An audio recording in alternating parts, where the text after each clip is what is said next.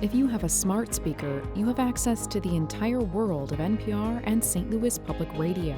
All the latest news and all the captivating stories. Activate our voices with yours by telling your smart speaker to play St. Louis Public Radio. Bill Hardwick is a Dixon native who grew up to become an attorney and a soldier. And after being elected to serve in the Missouri House, the Pulaski County Republican has a lot of thoughts on the art of legislating and some of the big issues his colleagues have tackled early into his tenure. Hardwick joins us next on the latest edition of Politically Speaking, so let's hit the music. This is the Politically Speaking podcast, the definitive show about Missouri politics. It's a little complicated in Bolivar because there is a Parsons family there. But we also knew that it was important to make sure that we got to where we needed to go. You know, if you walk in a room and you're getting ready to make a decision and everybody in the room looks like you need to stop. And right now what happens in the United States Senate is as critical as anywhere else in the country. I really want the state to succeed. Well, we want everybody to know that we're all working together. I just worked hard to try to build my name where I didn't have the money. And welcome to Politically Speaking. I'm your host, St. Louis Public Radio political correspondent, Jason Rosenbaum. Joining me from the glorious Phelps County metropolis of Rolla, Missouri, St. Louis Public Radio's own Rolla correspondent. I'm Jonathan Alth. Good to be here. And joining us from his office, it looks like his office in Jefferson City. He is a state representative for Missouri's 122nd district. Bill Hardwick. Thank you, Representative, for joining us today. Before we get into your life story and some of the issues that you are handling now in the Missouri Capitol, tell us a little bit about what your district encompasses. My district is 122, and it's a portion of Pulaski County, most of the residential part of Fort Leonard Wood, and then the community that sort of relies on Fort Leonard Wood outside of Pulaski County, Waynesville, St. Robert, Richland, Dixon, Lakeway, just those surrounding towns. So it's really small geographically. It's small for a rural district geographically, right? And it's just a portion of that county. And it's a great district to represent, actually. Tell us a little bit about yourself. When I was looking at your house biography, it is one of the more impressive biographies that I have encountered of somebody who has decided to run for the Missouri legislature. Perhaps that's me sucking up to you before we pepper you with extremely hostile questions later on. But tell us a little bit about yourself, because I think the listeners would be interested to hear about your journey to Jefferson City. Yeah, I went to Dixon High School in Dixon, Missouri. And my dad was a construction worker. And my mom worked some jobs in the medical field and in kind of the home health business. And then eventually she became a teacher. And when I was in high school, I worked jobs too, construction jobs that I could get, kind of paid for my own car, whatever. Went to Mizzou after that, joined the Army National Guard. I was a quarrying specialist in the Army National Guard. So I was like 18, 19 years old. And they were like, here, take this stack of dynamite on top of this hill and smash in this hill. And I'd be 18, like stuffing a hole on the side of the hill with dynamite. And back then I thought it was pretty cool, but now I'm kind of like, I was 18 years old. I'm not sure that was I'd trust an 18-year-old with that kind of responsibility now. Did that, went to Mizzou, graduated, went to OCS, became an engineer officer in the Missouri National Guard, engineer school at Fort Leonard Wood, did some time on active duty, deployed, went to Iraq. When I got to Iraq, my first job was a counter IED sort of intelligence analyst with the engineer brigade there, studying patterns for attacks and how different devices were designed to attack soldiers. Did that for a while. I had a seat at Mizzou Law School before I deployed, and they held my seat. And as soon as I got back from deployment, I went to Mizzou Law School.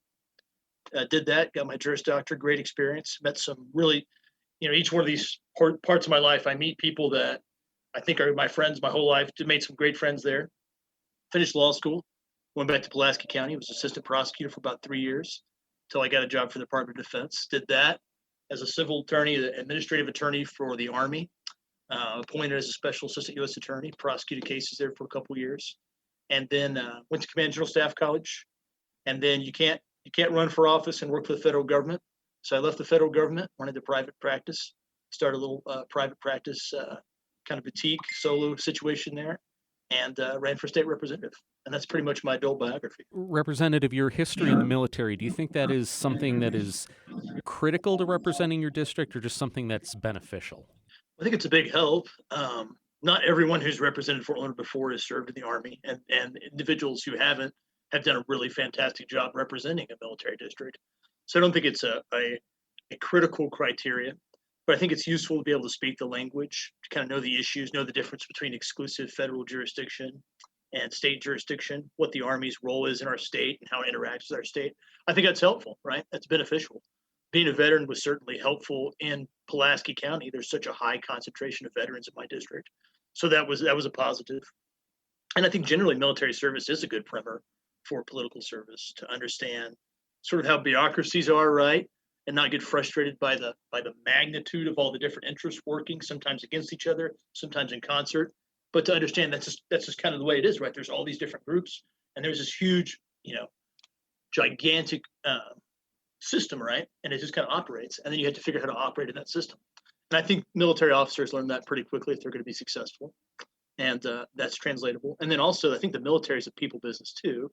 People don't think that way if they're not in the military, that it's a people business. They think it's kind of like, drop it, give me 20 or whatever, kind of a strict business. But it is. It's interpersonal skills. It's paying attention to people, how they're the whole person personally, with their family, with their career goals, with their individual goals, and try to figure out what it is that makes that person work and drive, right? And that's essential to good leadership. And politics is kind of like that too, right? To understand your constituents, what their concerns are, what their fears are, whether it's national politics, whether it's the economy at Fort Leonard Wood, whether it's what's going on in Jefferson City, education, whatever, just to try to figure out why people are motivated the way they're motivated and what you can do to help them be successful. That's a pretty useful skill. And I think that's translatable from the military to politics for sure. The items that get the most attention in Jefferson City are the ones that are kind of the big picture items that affect the entire state or maybe even have federal and national impact. But the people who elected you are very much expect you to look out for their interests in that geographical region. So I'm just a couple of issues I'm wondering if you could comment on, like first, higher education. While you're a Mizzou grad, and I know you're very proud of that, you also know that Mizzou gets the bulk of the money from the state, and programs like Missouri S&T and Rolla, or all of the different schools that offer degrees at the Truman Education Center on post at Fort Leonard Wood, a lot of those programs would like to get more funding. So when you're kind of put in that position where you're competing against other districts for resources for your district, how do you plan to approach that? Sure. Okay. So that is also a function of government, and I think our main constitutional duty is to pass that budget. And so there's always X amount of dollars, and there's more need and more desire to be resourced and funded than the dollars that we have at any given time. And our budget looks okay now, I think, largely because, or partly because, we have the supplement from the Federal CARES Act and the parts of the federal budget that are federal allocation that are helping our budget. But there's always the point where if I had infinite resources, I could almost solve every single problem in the state. And we don't, right? So I always look at ways, that we can grow the pie. We could grow the number of resources that exist. So I'm interested in policies that grow the tax base, that allow people to climb the socioeconomic ladder, to get out of poverty, to be able to succeed more, and they're paying more taxes. There are more people paying taxes. There are more engines of our economy being driven around the state. So if there's an opportunity to revitalize a portion of St. Louis or a portion of Kansas City, or benefit education there, or there's a program at Mizzou that will allow us to have more rural doctors in Phelps County, Pulaski County, Laclede County, then I'm interested in that, right? That does have an interest in my district. So each district does have an insular interest, but every district and every county is part of the same state, right? And we're all affected by one another. We all live in the same life, the same society. So I'm cognizant of the fact that policies that are statewide, those big policies, maybe vicariously and maybe eventually, they do have an impact on my district. And my ability to be effective in promoting some of those policies and being involved and controlling how those policies are, even if it's in the nuances, translates into my effectiveness to start bringing back direct results to my district also. So by participating in the things that people around the state are interested in, it does make me a more effective representative. And I don't know if that fully answered your question. I could think about it a little more. Well, part of your question too is that if I have $1 and I have a need for $2, do I decide if it goes to Pulaski County or to Columbia or St. Louis? Okay. So, and that's kind of my answer. If I could figure out a way that it benefits Pulaski County, maybe even directly, then I'd be supportive of those allocations, right? And part of that is the give and take of politics. Okay, St. Louis got something or Mizzou got something, but I get something for Waynesville and St. Robert down the road. So it's a more complex calculation than just a single transaction, right? It's a very complex multi-year transaction, actually. That's awfully magnanimous of you, but you grew up you grew up in Dixon and you've lived in this area for most of your life. You know what outstate feels like a lot of times when it feels like the vast majority of the state resources are going to Kansas City, St. Louis, sometimes Jefferson City or Columbia. And then when something does come to outstate, like, for example, in the last few weeks, we've heard about vaccination events, the state is accused of giving undue look at rural areas just because they happen to be doing something that isn't going quite as well in the urban areas. So how do you balance all of that where we kind of have a chip on our shoulder a little bit out here, and we do kind of have a what about us attitude? How do you take that to the Capitol and blend that with, yes, but we want to make the whole state better? One of my favorite movies is Mr. Smith Goes to Washington. I don't know if you've ever seen it. I don't know if you're familiar with Jimmy Stewart. Yeah, of course. Yeah, Jimmy Stewart. I don't know if you've ever heard of him. He was kind of a big deal back in the day. Also a veteran, by the way, Vietnam veteran too. And so Jimmy Stewart, he goes to Washington and he finds that it's all these interests and like these transactions, right? And he's there for his state, and he's gonna make a stand and he's gonna blow the system up. And some of those kind of cynical older guys are like, man, we admire your purity. We had the same idealism we started politics. And Jimmy Stewart makes a stand, and the scandal is revealed, and and all is good. And I always wondered when I watched that movie. I love that movie, and I do want to emulate some of the purity of Jimmy Stewart's character in that movie. But I always wondered what Jimmy Stewart's career was like over the next 6 years after that movie took place, or what he was like 18 years later or 20 years later, right? And so was he really effective in the long run of bringing resources back to his district? Was he really effective in doing the sort of deal making and compromise? And I'm not talking about compromising your values, the core principles that you got elected on that create your political identity. I'm not talking about compromising those things. I'm talking about compromising on, well, if Springfield gets this now, then maybe later on, I know that there's an opportunity for Pulaski County to get this now. I'm talking about those sort of compromises, right? Was he really effective in doing that? And so over a 30-year career, did Jimmy Stewart bring home positive results for his state? Was he a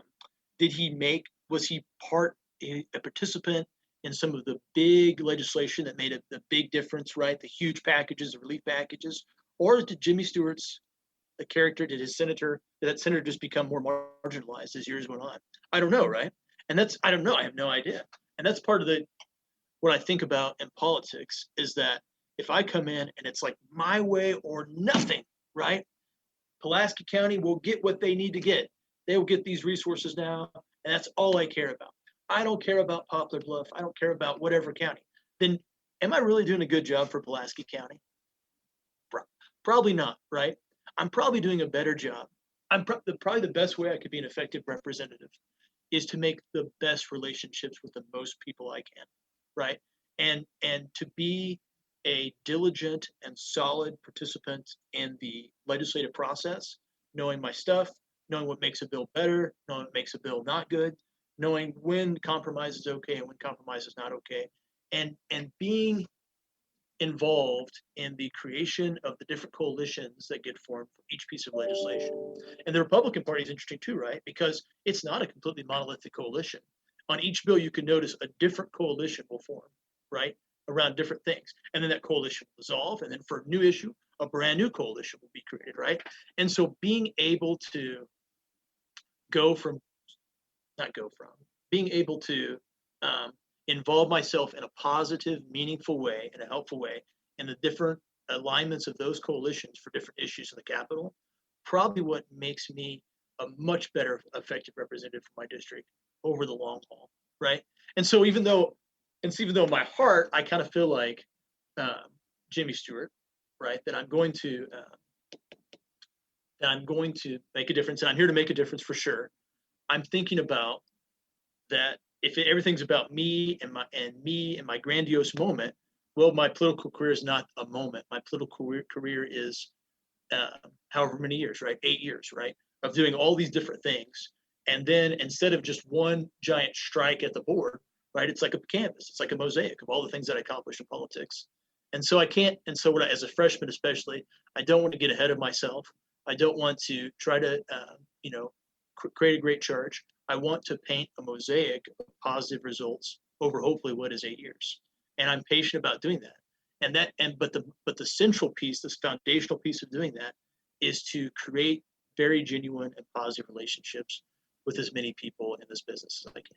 We'll be right back after this quick break with State Representative Bill Hardwick.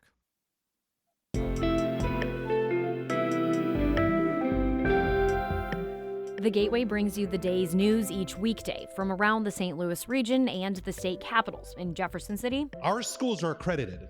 We don't need this bill. And Springfield. How many more years must pass before lawmakers see time is of the essence? I'm Abby Larico. Join me each weekday for The Gateway on the STLPR app or wherever you get podcasts. And we're back on Politically Speaking with State Representative Bill Hardwick. He is a Republican from Pulaski County. I want to talk about a couple of issues that you have encountered specifically, most notably the Second Amendment Preservation Act, which was passed, I think, about a week or two ago out of the House. Now, we had Senator Brian Williams, who is a Democrat from University City, on the show last week talking about how much he disliked the bill and how much he thinks it's unconstitutional and bad. I do think it is worthwhile for our audience to hear the other perspective of why people feel like this bill is necessary, because as I mentioned on last week's show, there's a very good chance that this bill could be passed and signed into law, unlike 2013, when there was a Democratic governor that vetoed it and there weren't enough Republicans to override it. So if you could, explain what this bill does and why you feel it's necessary. So what the bill does, essentially, is that it says if there's a federal law or federal executive order, and the bill has some definitions of what we consider to be unconstitutional, that violates the Second Amendment, that our law enforcement, our resources are not going to participate and support the enforcement or execution of that law in our state, right? So if there's a executive order promulgated by the President Biden, and it's a conversation or requirement for something, that our police officers in the state are not going to be a part of that. They're not going to participate. So the argument that I hear most often for why it's unconstitutional is that it violates the Supremacy Clause. And the Supremacy Clause of the Constitution says this Constitution and the laws in furtherance thereof, and then it delineates different kinds of laws in furtherance thereof, the Constitution shall be the supreme law of the land. So in order to make an effective argument that SAPA is not unconstitutional, that in effect just reiterates the Constitution, I think I need to make the point about the differences in how we view vertical federalism and the relationship between the state and the federal government. Okay, so it's clear in the Constitution that the federal government has certain powers. In Article 1, the powers to Congress are written out, they're enumerated. And that includes interstate commerce. And through interstate commerce, the federal government's able to require background checks for firearms, right? Require guns aren't possessed in certain areas, airports, things like that, or do screenings at airports. It's even through interstate commerce that President Biden has argued that his mass mandate for taxi cabs, right, and for public transit is constitutional, because Congress has the power to regulate interstate commerce, and that power was delegated to the president in certain ways. Just one kind of interesting note, though, for all you constitutional scholars out there, while Article 1 enumerates powers for Congress, Article 2 does not. Article 2, and it was specifically written this way, does not say the enumerated powers of the president. It says the executive power of the president. The executive power is invested in the president, right? And he shall take care to enforce the laws of our country. So the president has this nebulous executive power. We don't exactly know what it is. Each president at different points in history has defined differently what they thought that executive power is. But we do know for a fact that there are boundaries, that Congress's power is enumerated, and then the president's power, even though it's nebulous as an executive power, has boundaries on it, right? So during Franklin Roosevelt's presidency, he always tried to define that boundary in a different way. and different courses of the way the Supreme Court said, well, the president can't do that. This goes beyond your power. And would help kind of rein back Franklin Roosevelt's exercise that executive power. So while the Constitution gives the federal government certain power, their power is not unlimited. It can't be unlimited. And the states have certain power, and their role is not as a subordinate. They are not an employee of the federal government. And that's been well defined in case law, mainly by the Rehnquist Court. I'll agree with that. I'll grant you that. Mainly after Rehnquist became Chief Justice, and also John Roberts after the Sebelius case in 2012. Roberts said that too with Medicaid expansion, that the federal government could not make Missouri expand Medicaid. It had to be Missouri's own decision, right? Those are well-established points. And so SAP is basically a codification of that in Missouri law. It's a reiteration of that case law, that if there's a federal program, the sheriffs, the highway patrol, the police are not subordinate agencies of the federal agencies, right? They have their own system of authority to answer to, which is the Missouri Constitution and Missouri statutes. SAPA doesn't invalidate federal law.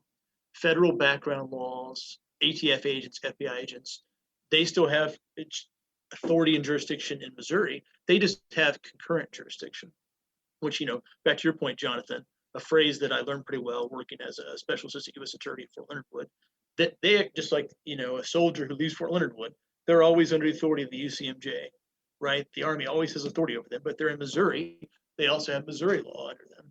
And so that's the way police officers are in Missouri, right? They are empowered by Missouri law. What they could do is defined by Missouri law. And when they're in Missouri, Missouri law is over them, but also federal law is too. But it's a misnomer, and it's probably a disservice when we're teaching civics to think of the state and the state executive departments as subordinate political entities to the federal government. That's not the case, right? They exercise dual sovereignty, and both of them are subservient to the Constitution itself. And I'm not going to get into a constitutional argument with you because I'm going to lose. But let's take the should, the ought off the table and go to the should. Sure. Is that the way the law is written now, state and local law enforcement would not have to enforce, let's say, the 1968 Gun Control Act that prohibits people who've been convicted of domestic violence from owning a handgun. Now, you can say that, well, the FBI and ATF can still come in, but if a rural gun store in Pulaski County is selling firearms to people who have domestic abuse convictions, what level does that have to get to actually get the federal government to put resources in it to go after that when the local sheriff's office knows who that guy is, know who the gun owner is, and can make the choice, I'm not going to enforce it. So let's take the constitutional argument off the table and just look at is it a good idea? Yeah, and that's a good place to be now, because I think it's constitutional to do it, to write a law that way, the way it's written. Not nullification. I'm not saying nullification is constitutional, but SAPA, I think, is constitutional. Okay, so it works. There's a constitutional argument at least for it. Now, where you're going is a really good space. Now that we've so let's forget that. Is it a good or a bad policy? And that's the kind of discussion I want to have. What's a good or bad policy? It's good for our constituents. It's good for law enforcement. It's good for the safety of Missouri. So a federal firearms dealer has a federal firearms license, right?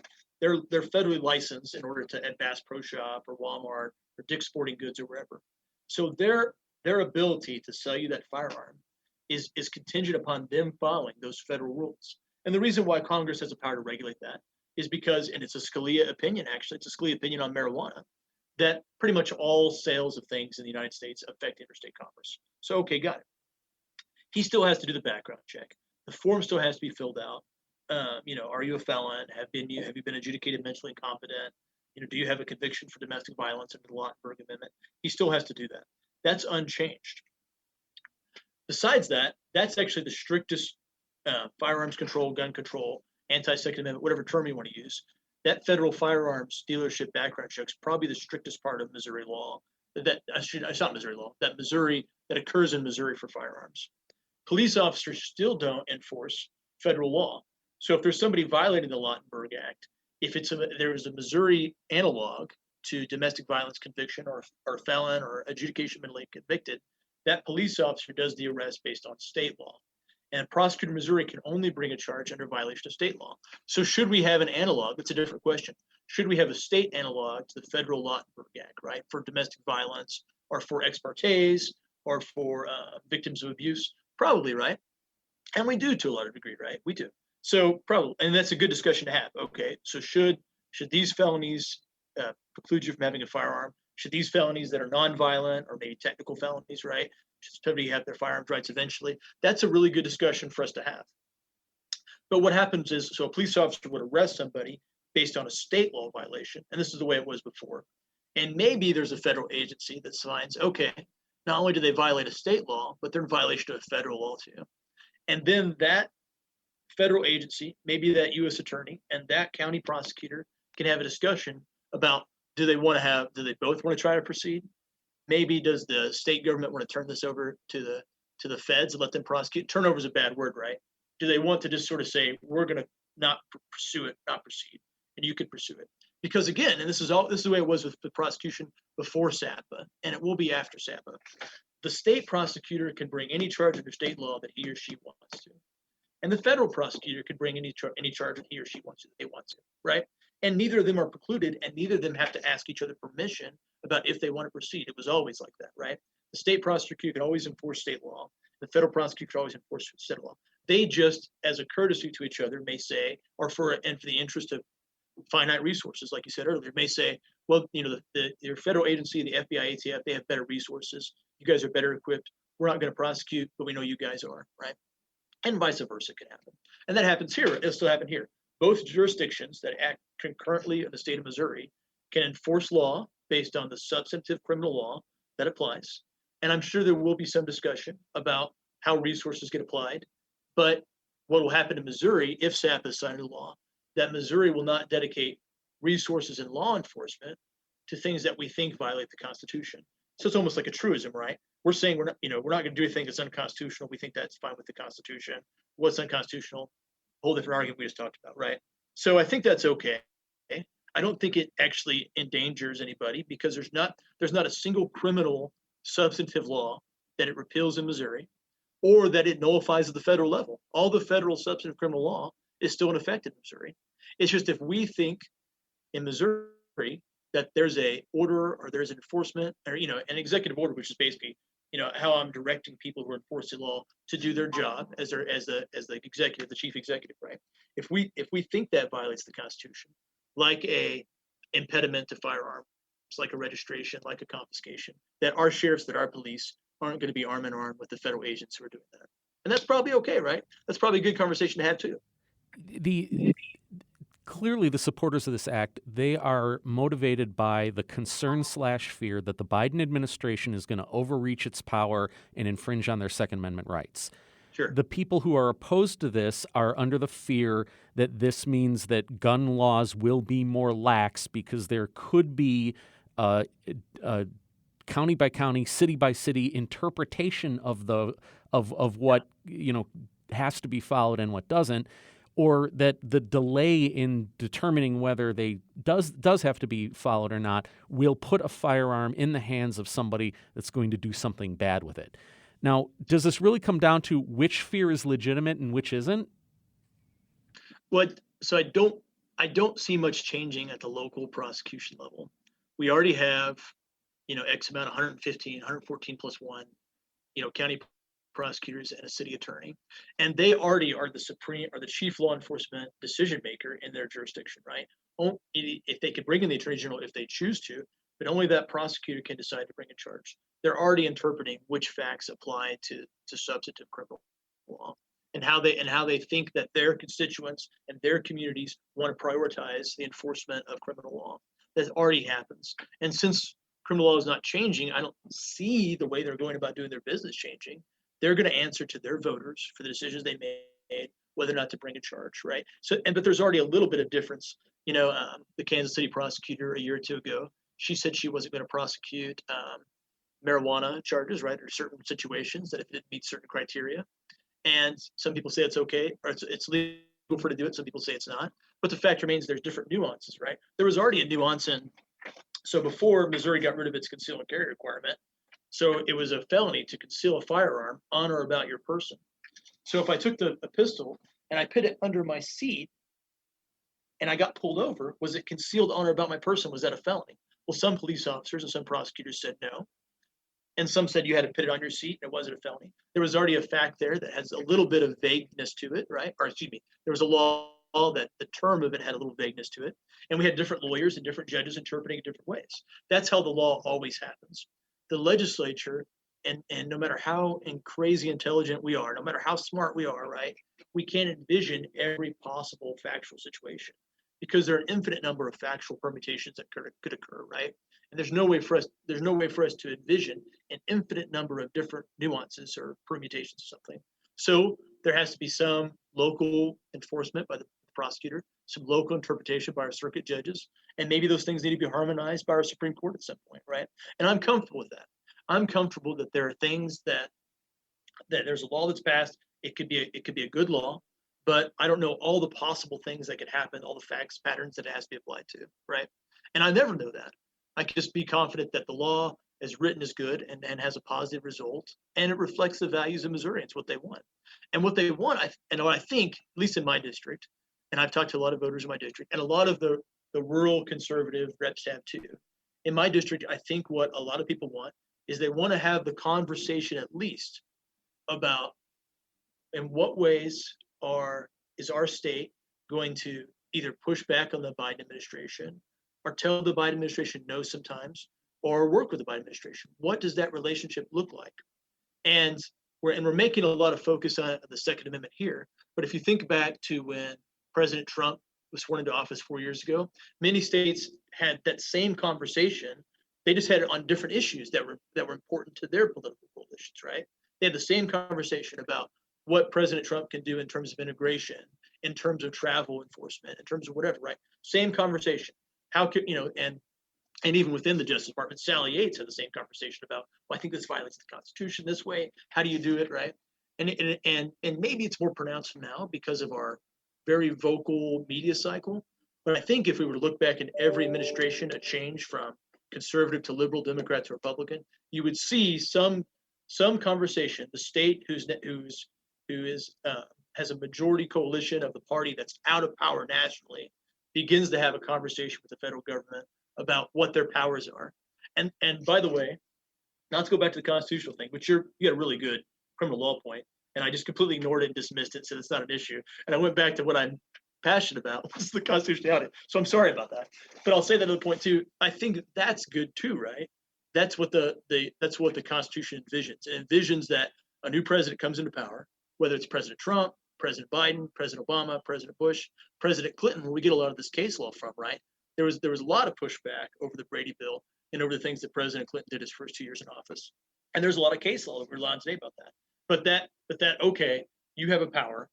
The state is going to call you and question you on that power. If that power is constitutional, if it's allowable, if it's in your nebulous power as the executive. And each time it's the other party, they say the other party is kind of ridiculous for asking those questions. But I tend to think in the long run, the history of the Republic, always having a new coalition, a national coalition come to power, and then the states that have kind of a disparate interest questioning that probably gives us a pretty good equilibrium for our society, probably. Well, Representative, thank you so much for joining us on Politically Speaking today, and we're looking forward to having you back in subsequent years to talk about more than just your biography. For all of our stories, stlpublicradio.org. You can follow me on Twitter at @JRosenbaum. Jonathan, how can people follow you on Twitter or any other parts of the World Wide Web? At Jonathan All.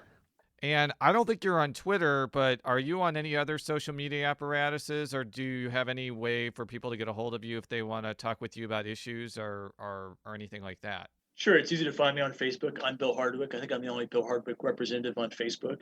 And then, as always, people can email me or call me at my office here in the Capitol. And I'm happy to talk with anybody about any issue that concerns them. Thank you very much. And until next time, so long.